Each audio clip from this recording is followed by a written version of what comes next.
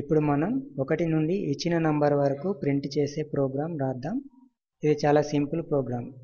ఇచ్చిన నంబర్ను n అనుకుందాం.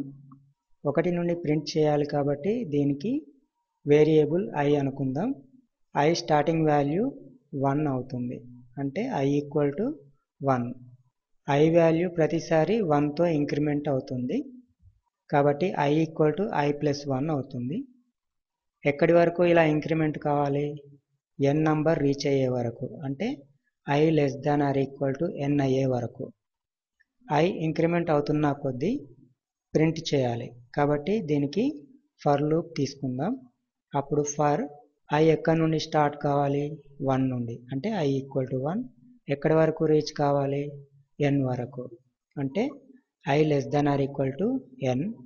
i ఎంత ఇంక్రిమెంట్ అవ్వాలి? 1, అంటే i ప్లస్ ప్లస్. సో ఇలా లూప్ స్టేట్మెంట్ను రాయాలి.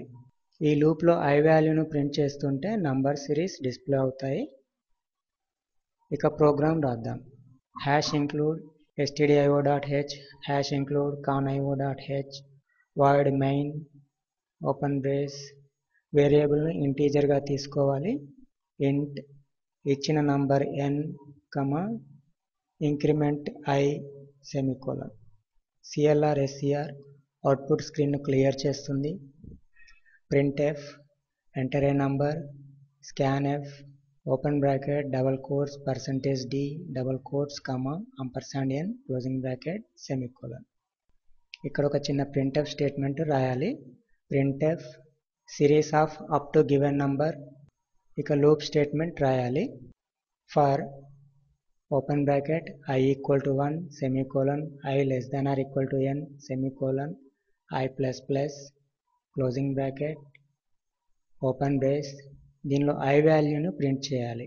printf open bracket double quote %d backslash n double quotes i closing bracket semicolon. Closing బ్రేస్తో ఫర్ లూప్ను క్లోజ్ చేయాలి. గెట్ ch అవుట్పుట్ స్క్రీన్ను హోల్డ్ చేస్తుంది. క్లోజింగ్ బ్రేస్తో మెయిన్ ఫంక్షన్ను క్లోజ్ చేయాలి. కంట్రోల్ F9 ప్రెస్ చేసి ప్రోగ్రామ్ను ఎగ్జిక్యూట్ చేయాలి.